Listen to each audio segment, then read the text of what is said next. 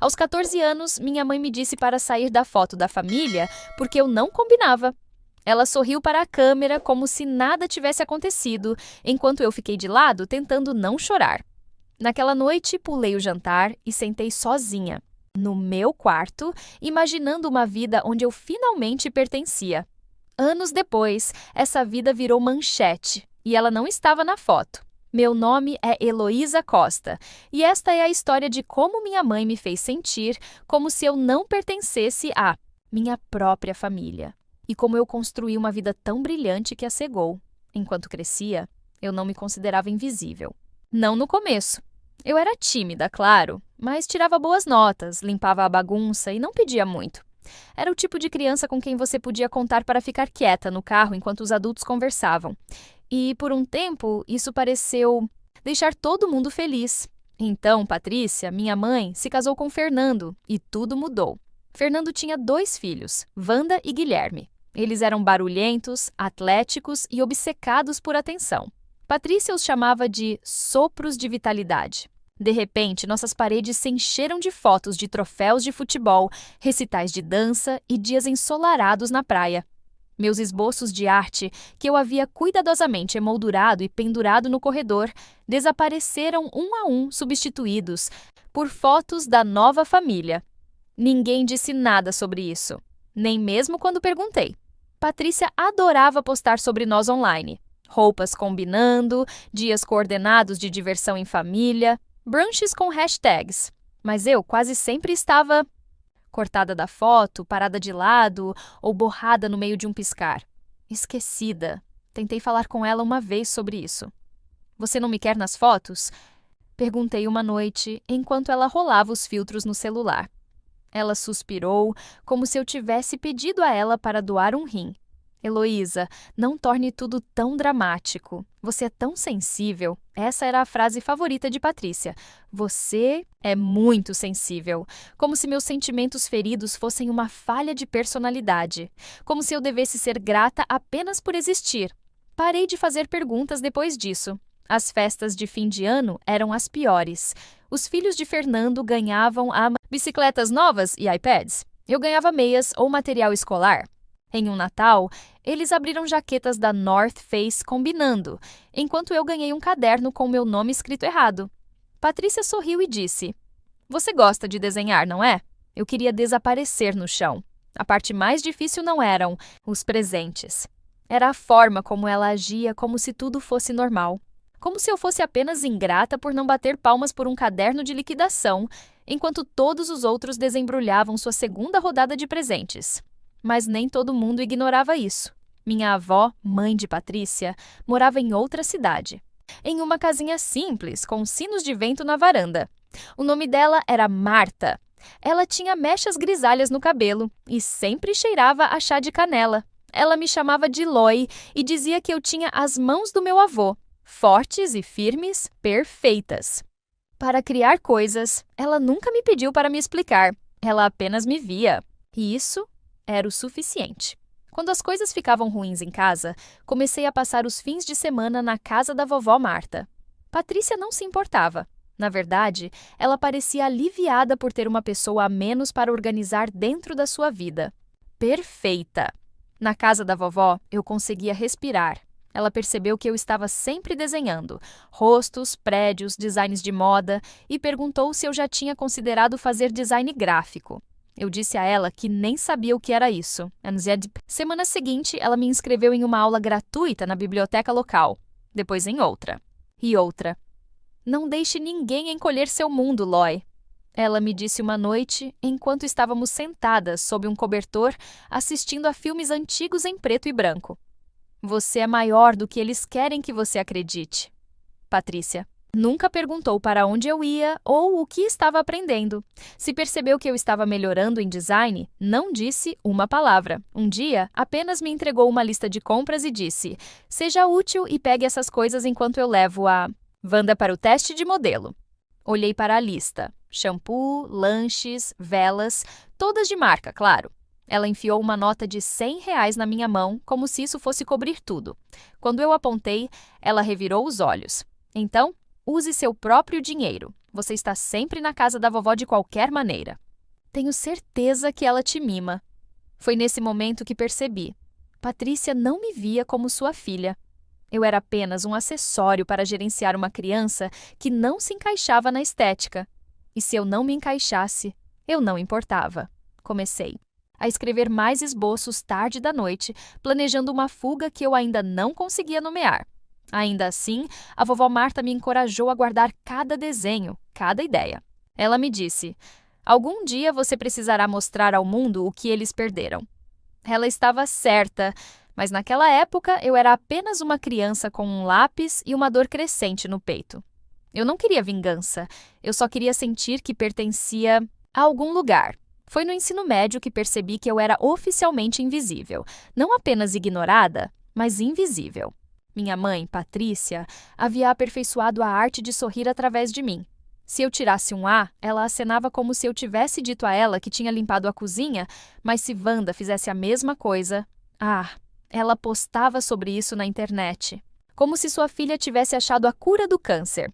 Wanda e Guilherme eram filhos de Fernando, meus meio-irmãos. Quando Patrícia se casou com Fernando, foi como se ela tivesse renomeado nossa família. De repente, éramos os Silva, não mais. Os Costas, não eu. Ela mudou nossos sobrenomes para combinar com o de Fernando. O meu foi o único que não pegou. Eu não discuti, apenas parei silenciosamente de tentar ser vista. Eles faziam viagens de férias no inverno, fins de semana de praia no verão.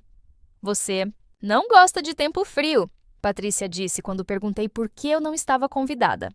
No ano seguinte foi: você queima muito facilmente. Eventualmente, ela parou de fingir. É mais fácil quando somos nós 4. Então, enquanto eles posavam para fotos do pôr do sol na praia, eu ficava em casa, mas não com eles. Eu fazia uma mala e ia ficar com a vovó Marta. A vovó Marta era a mãe de minha mãe, mas você nunca imaginaria isso. Ela morava em uma pequena casa amarela, com pisos que rangiam e o cheiro de lavanda sempre flutuando no ar. Suas mãos eram quentes e sempre cheiravam a sabão, e ela nunca me pediu para sorrir para uma foto. Ela apenas me entregou um prato de biscoitos e disse: coma o quanto quiser. E eu gostava de estar lá. Também foi lá que comecei a desenhar. Eu tinha velho iPad que ganhei depois que sua filha Wanda já não queria mais. Eu usava uma caneta de R$ 1 da liquidação e começava a esboçar logotipos de moda, anúncios falsos de revistas, qualquer coisa que me fizesse sentir que eu estava criando algo que importava, algo que não pudesse ser cortado de uma foto. Minha avó percebeu, isso uma tarde de sábado. Ela entrou na sala e se sentou ao meu lado enquanto eu estava desenhando um pôster para uma marca de café falsa. Ela estudou-o calmamente e disse: você já pensou em fazer isso de verdade? Dei de ombros. É só algo que eu gosto. Ela não insistiu, apenas disse: guarde tudo o que você fizer. Precisaremos mais tarde. Foi assim que começou. Todo fim de semana, eu levava meus esboços para a casa da vovó. Ela os imprimia, colocava em capas de plástico e os organizava em um grande fichário de couro que ela chamava de livro brilhante. De Heloísa? No começo, achei bobo, mas depois achei muito perfeito. No meu primeiro ano do ensino médio, vovó Marta me matriculou em um curso de design digital no centro comunitário da cidade. Patrícia disse: não, claro, muito caro. Embora ela tenha acabado de gastar R$ 400 em uma bolsa de edição limitada para o aniversário de Wanda, a vovó pagou pelo curso sozinha. Ela até arranjou uma carona para mim, para que Patrícia não soubesse. Acho que ela sempre soube que eu precisaria de uma saída. Então, uma tarde, ela provou que estava certa. Depois da escola, eu estava sentada na mesa da cozinha dela, falando sobre como meu orientador disse que eu poderia tentar me inscrever em faculdades de arte se eu construísse um portfólio adequado. Eu estava animada, mas não me deixei esperar muito. Patrícia já tinha rido quando eu trouxe à tona a faculdade em design de interiores. Isso não é um trabalho de verdade. A vovó Marta não riu. Ela se levantou e foi até o quarto dela. Eu a ouvi abrindo gavetas. Quando ela voltou, ela estava segurando um envelope lacrado. Ela o deslizou sobre a mesa. Seu avô, antes de morrer, criou uma poupança para a sua educação. Eu adicionei um pouco aqui e ali. Está em seu nome. Estava esperando o momento certo. Para te contar. Eu apenas olhei para ela. Você vai para a faculdade, Heloísa, ela disse, como se já fosse um fato. E eu fui. Eu me inscrevi para 6 escolas, entrei em 3 e aceitei uma bolsa integral para um programa de design visual de ponta em uma universidade particular, a 3 estados de distância. A carta de aceitação veio em um envelope grosso e brilhante. Patrícia nunca abriu. Ela nem percebeu que estava no correio. Eu fui embora no dia seguinte, sem festa, sem fotos, só eu e a vovó Marta arrumando minha mala de brechó e me colocando em um ônibus. A faculdade foi o primeiro lugar em que me senti uma pessoa. Minha colega de quarto, Carol, era barulhenta e caótica e amava tudo o que eu fazia. Ela mostrou meus designs para sua amiga, que trabalhava em uma boutique local, e assim consegui. Meu primeiro trabalho freelancer, criando seu lookbook sazonal. Depois disso, as coisas melhoraram rápido. Uma agência de publicidade local me contratou meio período. Depois, uma empresa de consultoria de marca me ofereceu um estágio de verão. Fiquei acordada até tarde, trabalhei nos fins de semana e atualizei meu currículo, enquanto Patrícia postava fotos filtradas do brunch com a legenda: "Sim, família em primeiro lugar." Eu não disse uma palavra. 4 anos depois, me formei. Com honra. Eu tinha ofertas alinhadas antes mesmo de subir no palco. Uma dessas ofertas veio da MV Digital, uma empresa de marketing conhecida por lançar grandes nomes da moda e do estilo de vida. O diretor executivo deles viu meu trabalho de estudante durante uma conferência nacional e me enviou um e-mail diretamente. "Heloísa, seu olhar para contar histórias é raro. Vamos conversar."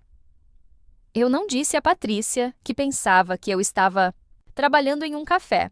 Em vez disso, eu já estava me mudando discretamente para um pequeno apartamento perto da empresa e comecei a construir algo que ninguém poderia tirar. Os anos se passaram. Subi na carreira de designer júnior para diretor de arte e estrategista criativo líder. Aos 27, comprei meu próprio apartamento. Levei a vovó Marta para Paris no aniversário dela. Paguei a casa dela. Adotei um cachorro chamado Pepper, que usava botinhas no inverno. Patrícia ainda posta selfies de família com Wanda e Guilherme. Ainda finge que não existo. E então, tudo mudou. Era uma manhã de quinta-feira quando a ligação chegou. Eu estava sentada na sala de descanso, tomando café, quando meu assistente bateu na porta. "O programa matinal do Canal 15 confirmou que você estará no ar na próxima semana. Eles querem apresentá-la como parte do segmento Jovens Criadores." Eu quase deixei minha caneca cair. O segmento foi ao ar na segunda-feira seguinte, com um cenário aconchegante, âncoras sorridentes e eu falando sobre narrativa criativa, identidade da marca e minha jornada de adolescente invisível. Eles até puxaram alguns dos meus primeiros esboços da faculdade.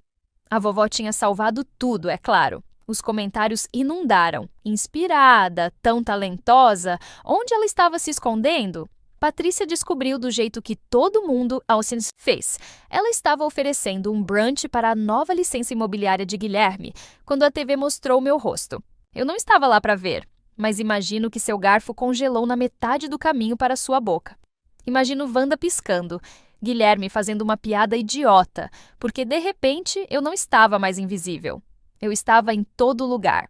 A revista, o destaque nas mídias, um outdoor de campanha na Avenida Paulista. A garota a quem ela disse para ficar fora da foto tinha acabado de se tornar o rosto de uma revolução criativa inteira. E isso foi só o começo. A mensagem veio 3 dias depois do programa matinal ir ao ar. "Heloísa, é sua mãe. Meu aniversário de 50 anos é mês que vem. Estamos fazendo um brunch legal no Jardins Paulista.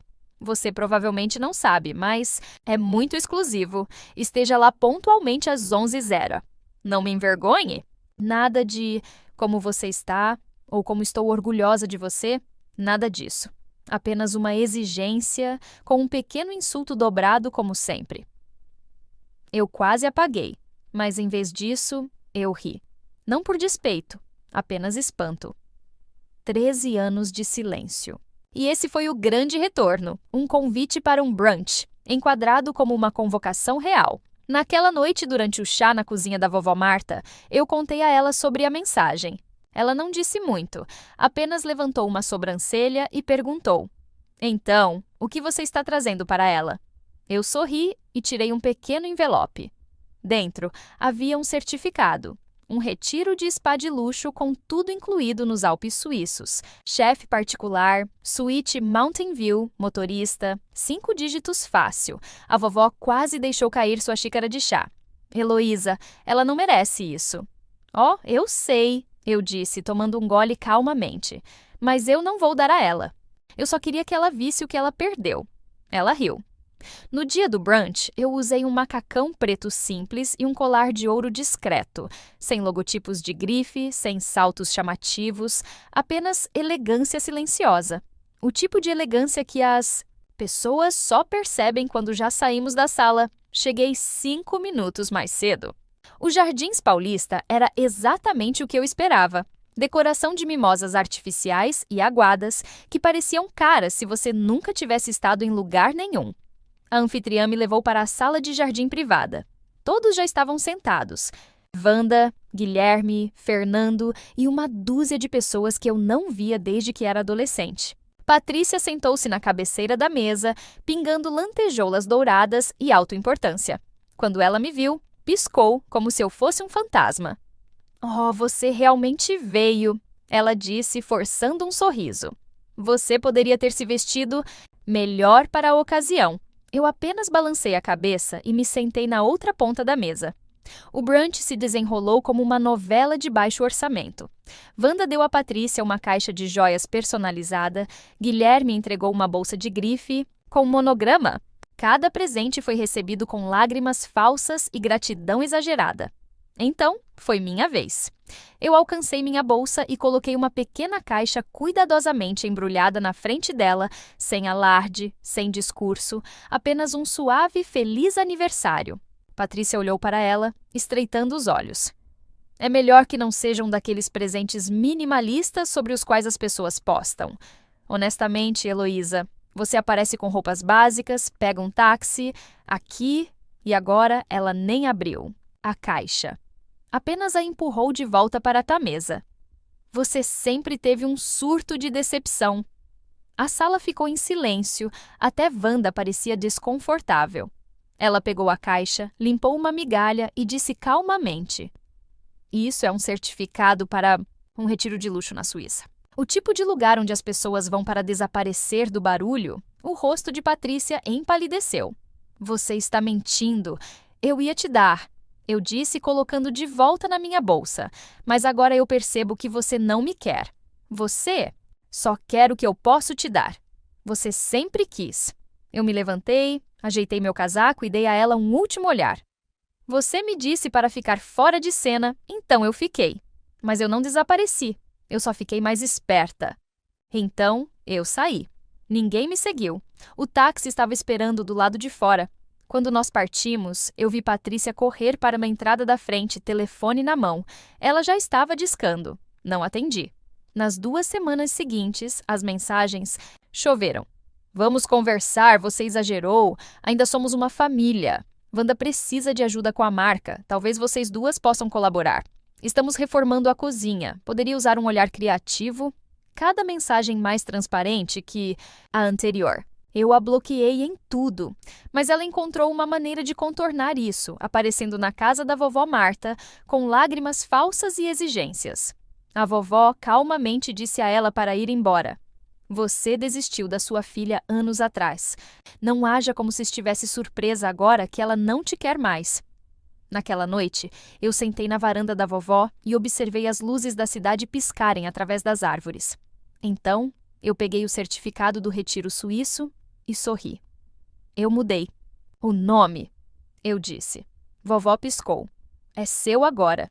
Você sempre quis ver os Alpes. Ela olhou para mim, boca aberta.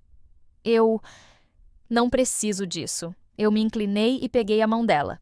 Você não precisa, mas você merece. Você me viu quando ninguém mais me viu. Você me deixou desenhar, me chamou de brilhante. Você salvou cada página. E isso é o que as mães fazem. Ela chorou. Pela primeira vez em muito tempo, eu me senti completa. Não de uma forma chamativa e instagramável, mas de uma forma tranquila e pé no chão, que diz que você está segura. Patrícia vai continuar dizendo às pessoas que sou ingrata por tê-la abandonado, que devo algo a ela, mas não devo. Eu devo tudo à mulher que abriu espaço para mim quando o resto do mundo disse: agora não, você não. A foto de família.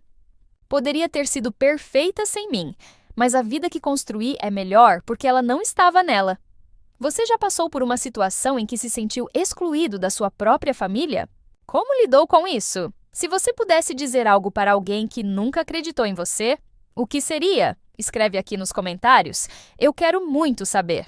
Se você gostou do vídeo, clica em curtir e se inscreve no canal também, assim você não perde nenhuma história emocionante. E não esquece, deixa também um comentário com uma classificação de 1 a 10 para mostrar o quanto você gostou. Assista também ao vídeo que agora está aparecendo na sua tela. Até breve!